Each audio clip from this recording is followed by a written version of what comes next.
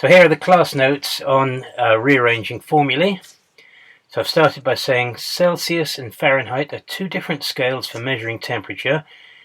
To get from centigrade to Fahrenheit, degrees centigrade to degrees Fahrenheit, the rule is times 9 divide by 5 add 32.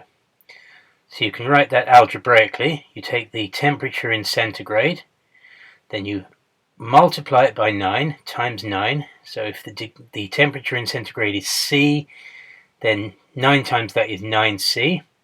Then I've divided by 5, so over 5 in a fraction. Then all of that add 32, plus 32.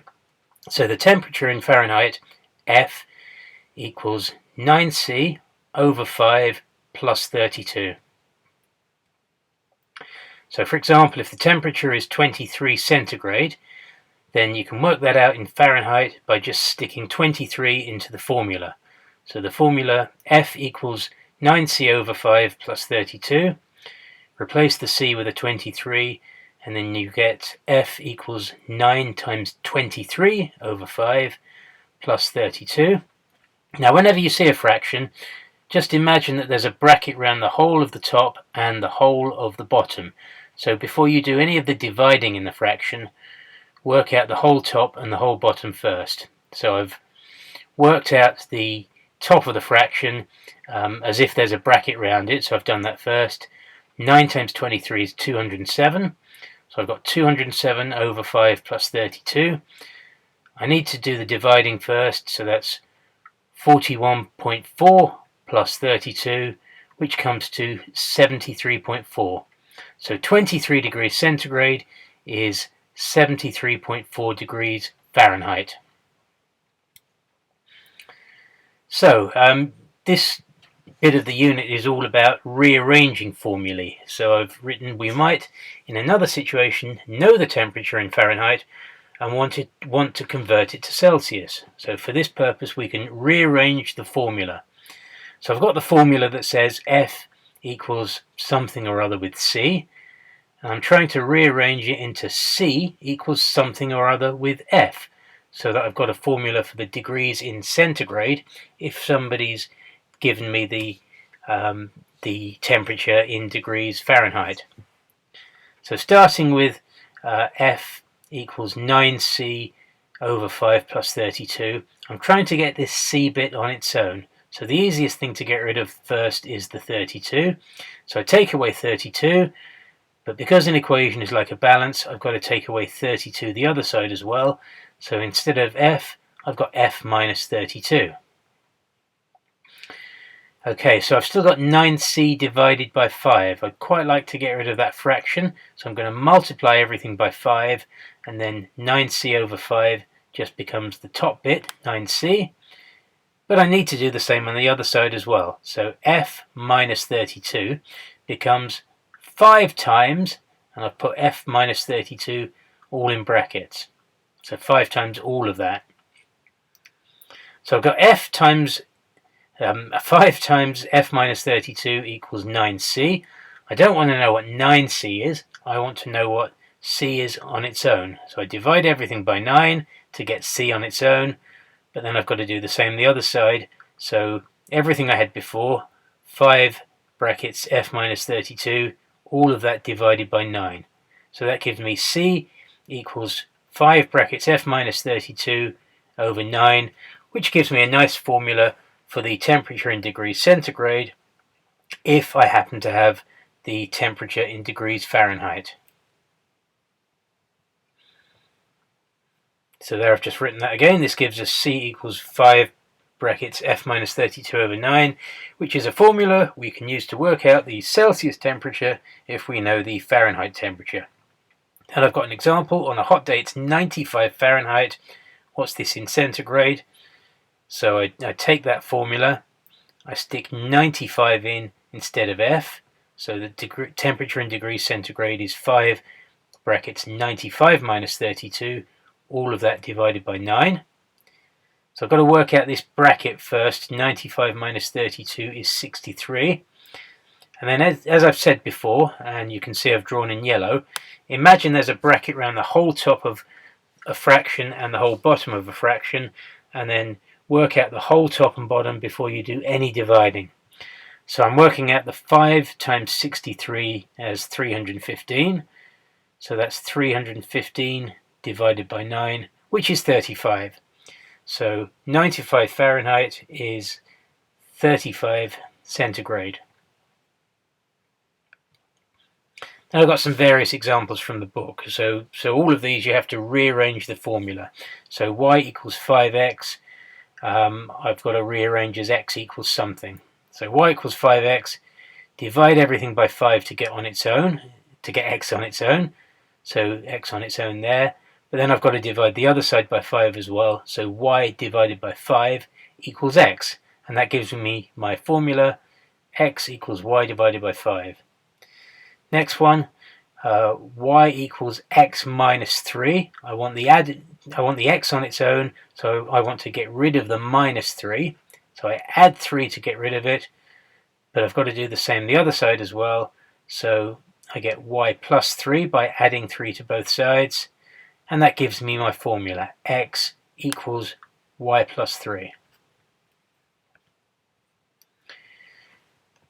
Right, the next one is a little bit tricky because of the minus x. Whenever you see a minus, it belongs to the thing that follows it. So I've got y equals 3 minus x. I'd like to get the x on its own.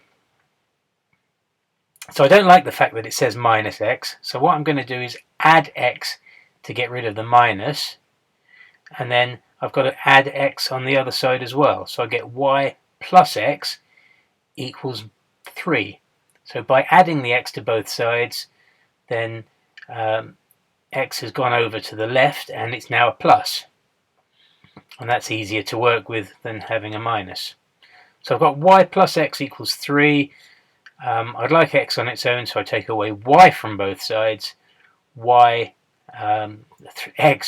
X equals 3 minus y.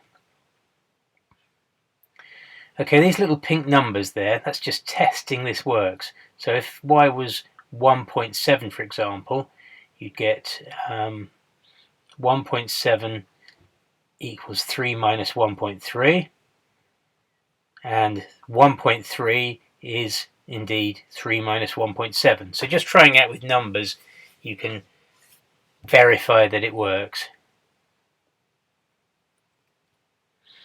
Okay, they get a bit more complicated. B equals 7x plus n. So remember, I'm trying to get the x bit on its own. So it's quite easy to get rid of the n by taking away n from both sides. And then you just get 7x on its own. But you've got to do the same the other side. So I get b minus n equals 7x by taking away n both sides. I don't want to know what 7x's are, I want to know what 1x is on its own. So I divide everything by 7, but I've got to do the same to the other side as well. So instead of b minus n, I get b minus n over 7. So that gives me my formula with x as the subject. So x equals b minus n over 7. Another one from the book. T equals 3xy. So 3xy means 3 times x times y. So I can divide by the 3 and the y, or just divide by 3y in one go to get x on its own. But I've got to do that to the left as well. So instead of t, I get t divided by 3y. So x equals t divided by 3y. Okay, another one. G equals x minus 5p. So I want to get that x on its own, so I'd quite like to get rid of the minus 5p.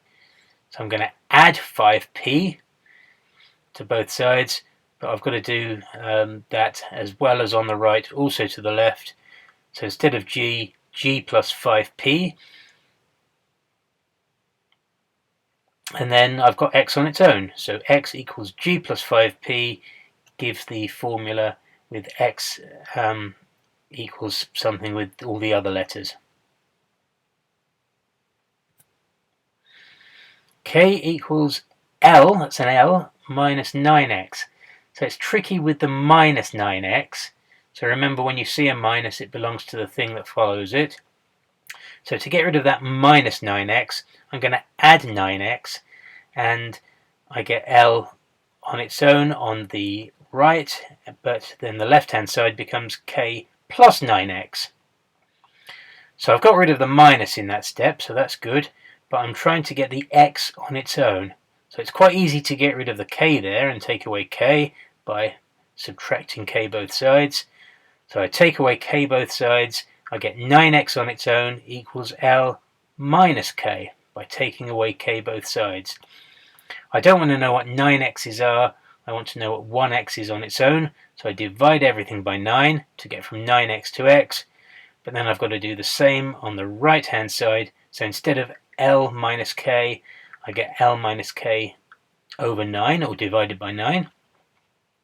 And that gives me my final formula, x equals L minus k over 9. Okay, you might have thought these were quite difficult, but don't despair. If I scroll up a little bit here, I can just show you that these exercises were from, in fact, the MYP4 book. So we are working a little bit ahead of the curve here. So now you can try some things on My iMaths.